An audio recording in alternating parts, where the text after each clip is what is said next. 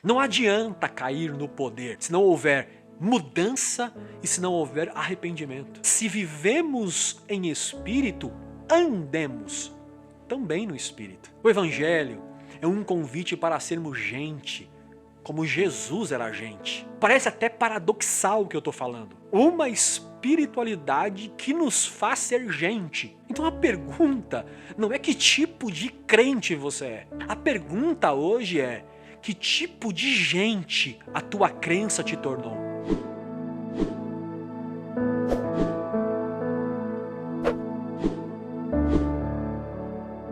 Gente, nós estamos na série Espírito Santo. Semana passada nós falamos sobre o que é receber este Espírito, o Espírito Santo, em nossas vidas. E nós falamos também sobre a maior evidência ou a maior virtude que o Espírito Santo de Deus provoca num seguidor de Jesus Cristo. Então eu recomendo que você assista ao nosso último vídeo para que você fique contextualizado com aquilo que nós vamos falar aqui, tá bom? Bom, pessoal, quando nós falamos de espiritualidade, logo vem à nossa mente aquilo que é místico, aquilo que é misterioso, aquilo que é sobrenatural, sobre-humano. E quando pensamos assim, não estamos de todo errado. Porque quando nós falamos do divino, nós ao mesmo tempo estamos falando de um mistério. Mas como nós já conversamos algumas vezes aqui, nos encontros passados, esse mistério, ele foi visto em uma pessoa. Ele foi revelado em alguém. Nós vimos este mistério na pessoa de Jesus, no rosto de Jesus, encarnado em Jesus. Então, quando nós falamos de espiritualidade, nós estamos falando de uma espiritualidade sobrenaturalmente humana. Eu vou repetir para você. Espiritualidade, segundo o Evangelho, ela é sobrenaturalmente humana. Porque no Evangelho, espiritualidade não é uma virtude abstrata, invisível. Ou seja, não é uma sensação, um arrepio ou um sentimento. Não. Espiritualidade, segundo o Evangelho, é uma postura. É um jeito novo de se viver. Este é o convite da espiritualidade e esta é a ação do Espírito em nós. Mas quando eu falo isto, eu não quero dizer que o Evangelho é uma crença moralista, onde o seu valor está no bom comportamento. Aliás, é a religiosidade que nasce de uma crença moralista, legalista, segregacionista. O Evangelho não. O Evangelho não é uma doutrina que prega que se você fizer tudo certinho, se você cumprir todos os requisitos da lei, você é aceito por Deus. Não, ninguém vai para o céu por bom comportamento. Céu, pessoal, é graça, é favor de Deus, é presente de Deus, gratuitamente a todo aquele que crê. É o moralista que tenta se salvar por bom comportamento. O Evangelho não, o Evangelho é o oferecimento de uma salvação que se revela no que nós nos tornamos em Jesus. O que nós precisamos entender é que o Espírito Santo, ele não adestra o nosso comportamento. O Espírito Santo muda o nosso coração. É muito comum, na minha experiência como pastor, receber perguntas de: pastor, é pecado isso ou não é pecado? Pastor, pode isso ou não pode? E é exatamente isso que a religião faz. Ela tenta mudar o comportamento das pessoas sem que haja um tratamento na intenção, na interioridade. A religião parece que tenta forçar o que é uma função exclusiva do Espírito Santo. O Evangelho não é podar o que as pessoas fazem. Não. O Evangelho é sinalizar o porquê elas fazem o que fazem. Então a pergunta não é pode ou não pode. A pergunta deveria ser: por que que você quer fazer isto? Lembram do que nós conversamos na semana passada sobre a narrativa de João capítulo 3, que é o diálogo entre um mestre da lei, Nicodemos, com Jesus? E Jesus no diálogo diz, olha Nicodemos, é necessário uma coisa para você, nascer de novo. Você não encontra em nenhum momento do diálogo Jesus dando a Nicodemos um kit de regras de comportamento. Jesus convida ele para ser uma nova pessoa, é muito diferente. Porque, gente, não adianta regras moralistas para mudar as pessoas. Porque regras não formam discípulos de Jesus. Regras, na sua maioria das vezes, formam hipócritas. Porque as regras até mudam o comportamento, mas não muda o coração, não muda a vida, não muda a interioridade. Você conhece aquela história do cachorro que mordia as pessoas que passavam na calçada? Aí o dono resolveu o problema colocando uma focinheira no animal. Pronto, está resolvido. Problema resolvido. Mas a questão é, o cão não mordia mais. Mas a vontade de morder continuava irritando aquele animal. Jesus disse exatamente isso para os religiosos. Não adianta não fazer, porque se você só pensou, já fez. O pecado não está no que eu faço, no ato. O pecado está na intenção. Então o Espírito Santo ele não foi derramado sobre nós para colocar focinheiras religiosas em nós. Não, o Espírito Santo ele foi derramado sobre nós para transformar as nossas vidas segundo Cristo. Então eu não faço porque Deus proíbe. Não, eu não quero fazer isto porque eu não tenho prazer nisto mais. Certa vez uma mulher chegou para um pastor e disse assim, pastor, deve ser muito difícil ser pastor, ser crente. Aí o pastor perguntou assim, por quê? Aí ela respondeu, é porque pastor não pode nada, crente não pode nada, não pode ir pra farra, não pode ficar bêbado, não pode fumar, não pode. Aí o pastor, sobriamente, olhou para aquela moça e diz assim, claro que eu posso. A diferença entre mim e você é que você quer isto. E isto para mim não é mais satisfatório. Eu não quero. Vocês perceberam que não é uma questão de pode ou não pode, mas uma questão de que o Espírito preencheu a minha vida de tal forma que eu não sinto mais falta dessas coisas. Então, gente, vocês entenderam agora que o Espírito Santo não é um poder abstrato que opera numa dimensão inalcançável? Pelo contrário, que o Espírito Santo ele é uma virtude concreta na nossa vida, na nossa existência, no nosso cotidiano, está interagindo conosco o tempo todo, na nossa interioridade. E o que ele faz? Ele vai nos conduzindo no caminho da vontade de Deus. Isto é, ele é o poder que nos impulsiona em direção ao propósito de Deus, que é uma vida em seu reino. O que é vida no reino, pastor? No Novo Testamento é muito comum a gente encontrar Jesus falando sobre reino de Deus, o reino dos céus.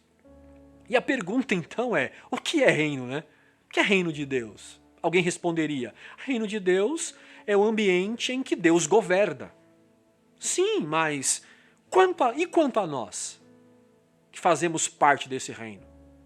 Bom, quanto a nós, o reino de Deus é um convite para um novo estilo de vida. Fazer parte do reino de Deus é ter uma vida segundo o Evangelho de Jesus. João, por exemplo, disse isso no seu livro, no capítulo 16, verso 13. Quando ele disse que, ao vir o Espírito da verdade, ele nos guiaria em toda a verdade. Vocês percebem como a espiritualidade é uma trajetória e não um ritual? É muito triste, gente, ver tantos irmãos ritualizando a espiritualidade. E isto vem gerando, dia após dia, muitos meninos na fé. Gente que sente, mas não aprende. Gente que gosta de sentir o Espírito Santo, mas detesta viver segundo o Espírito de Deus. Muitos estão restringindo, por exemplo, as ações do Espírito Santo a cultos, a eventos, a reuniões de templo e coisas do tipo. Sendo que João nos ensinou que espiritualidade é uma vida guiada na verdade. Uma vida segundo o Evangelho. Ou seja, não é um evento temporário, mas é ser transformado em tudo o que eu faço. Porque, pensa comigo, o que adianta, gente, um culto bom, de poder, cheio do Espírito Santo, se a minha vida continua ruim? Jesus condenou os fariseus porque eles cumpriam os rituais, eram fiéis na liturgia, mas a vida deles era uma mentira. Muita gente canta a paz no culto e vive um inferno em casa. Pessoal, de uma vez por todas,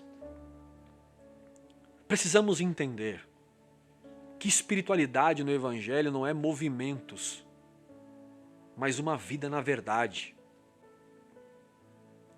E eu falo isso sendo em casa, no trabalho, na escola, faculdade, na conversa entre amigos, numa praça, em qualquer lugar.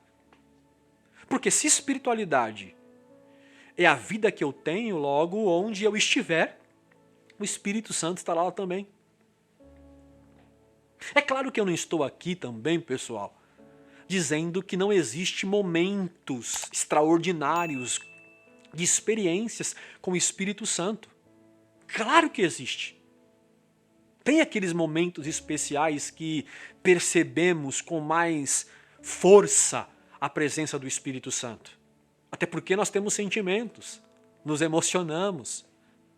Quando ouvimos a voz de Deus, por exemplo, eu choro às vezes como criança. A gente se regozija ouvindo Deus. Ficamos perplexos às vezes vendo as manifestações do Espírito Santo. Como Paulo, que diante da glória de Jesus caiu no chão na estrada a caminho de Damasco, segundo Atos 9. Como João, que diante das visões na ilha de Pátimo caiu prostrado, segundo o Apocalipse. Mas uma coisa que nós precisamos considerar é que toda experiência sobrenatural com o Espírito Santo, que não transforma quem vive essa experiência, não vem de Deus. É emocionalismo, é utopia, sentimentalismo produzido por ambientes religiosos, menos Espírito de Deus. Porque o Espírito de Deus, ele nos transforma. Não adianta cair no poder se não houver mudança e se não houver arrependimento. Em Atos 9, por exemplo, que eu citei aqui sobre Paulo, quando Paulo tem um encontro com Jesus, a presença de Jesus muda a vida de Paulo. Ele deixou de ser Saulo para se tornar Paulo. Ele deixou de perseguir a igreja em nome do império para se tornar um perseguido pelo império. Paulo abandona a lei para viver a graça. Então, gente, experiências que não mudam o indivíduo não provém de Deus.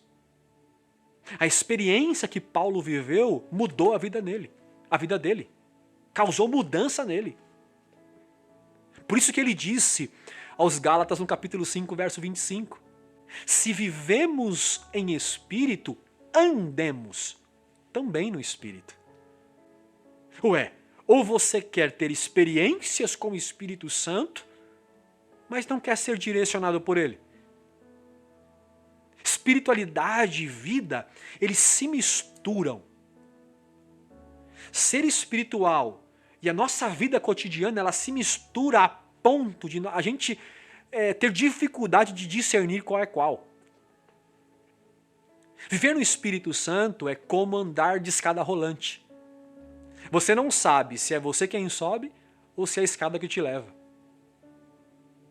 João 3:8, João disse a mesma coisa. O vento sopra onde quer, ouve a sua voz, mas não sabe nem de onde vem, nem para onde vai. Assim, olha só a consideração de João, assim é todo aquele que é nascido de Deus, que é nascido do Espírito. Viver no Espírito Santo é viver subordinado à vontade de Deus. É subordinar a nossa vontade à vontade do Pai. É o maior propósito de Deus que andemos segundo a sua vontade. E quando eu falo disso, eu não estou dizendo que o propósito de Deus é nos tornar quase um Deus.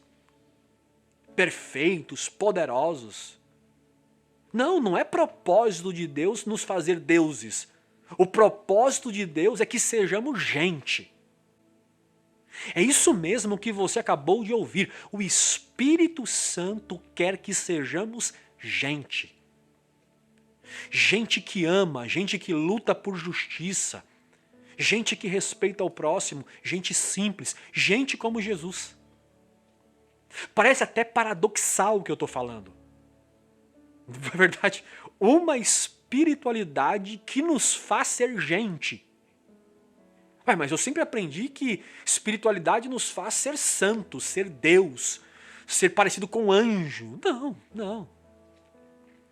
A verdade é esta, o Evangelho nos diz que espiritualidade nos faz nos tornarmos mais humanos.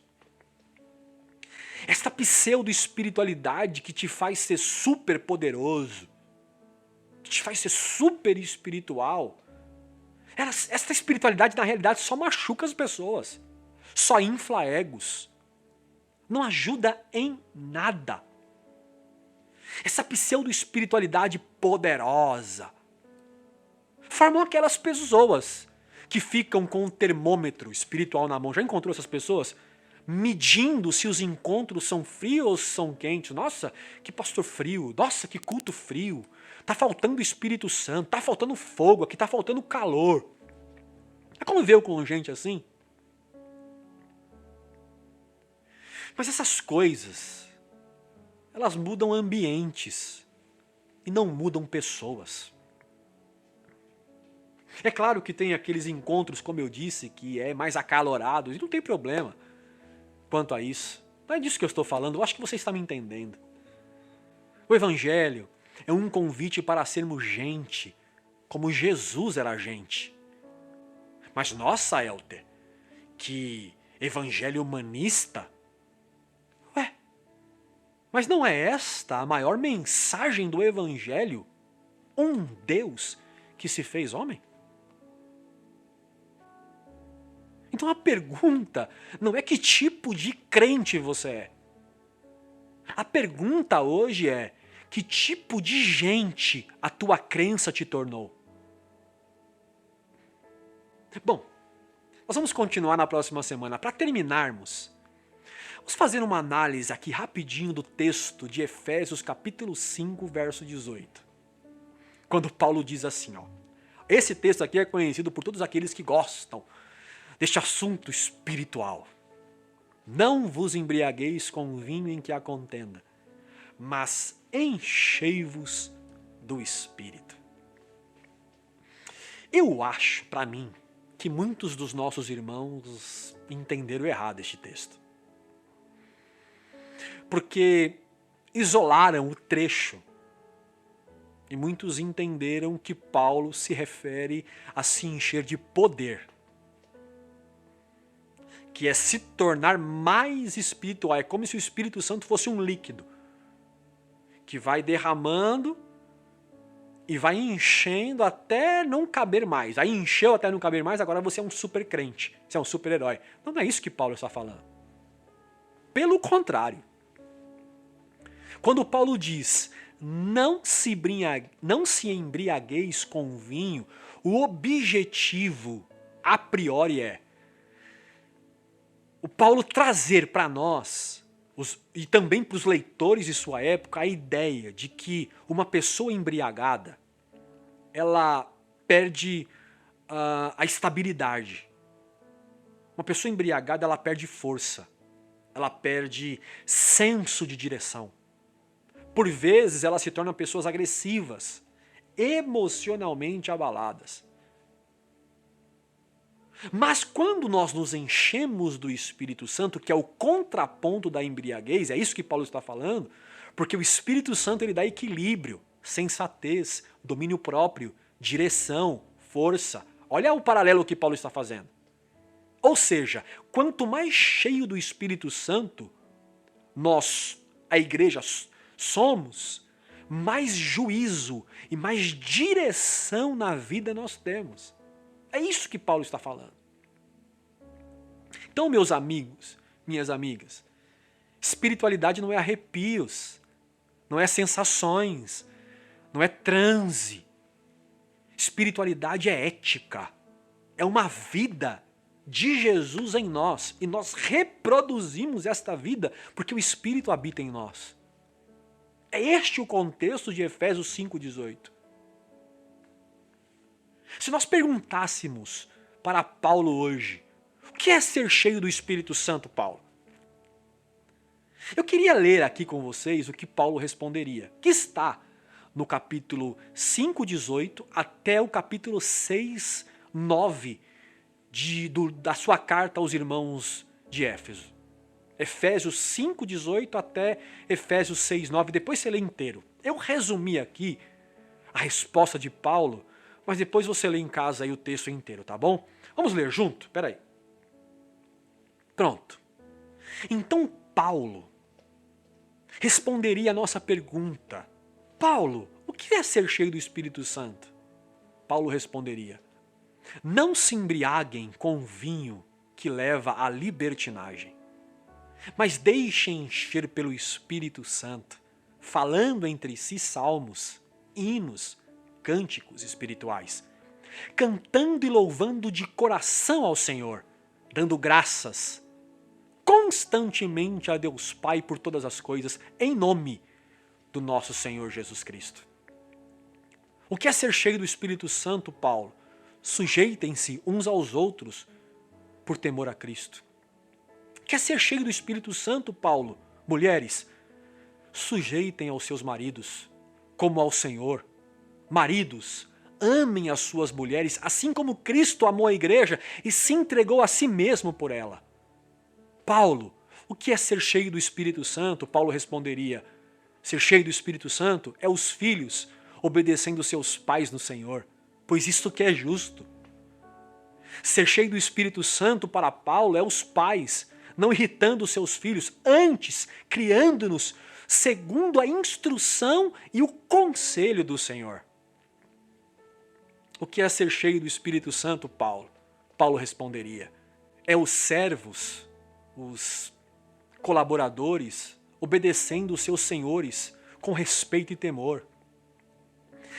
Obedecendo com sinceridade de coração, como se estivesse obedecendo a Cristo. O que é ser cheio do Espírito Santo, Paulo? É os patrões, não ameaçando os seus colaboradores, seus empregados, porque Deus é Senhor de todos, tanto do patrão quanto do colaborador. Ele não faz diferença entre pessoas. É isto que Paulo responderia o que é ser cheio do Espírito Santo. Vocês entenderam? A espiritualidade é ética cristã. É encarnar o comportamento de Cristo no mundo. Talvez você queria ser um super crente, um blaster espiritual, um quase anjo, quase a ponto de se tornar um Deus de tanto poder. Me desculpe te decepcionar, mas a minha oração é para que Deus nos faça gente, como gente no seu reino deve ser. Gente que trate o outro como gente. Pode ser que eu tenha, como eu disse, decepcionado você, mas eu precisava te dizer isto. A maneira como tratamos as pessoas diz muito como a nossa espiritualidade está.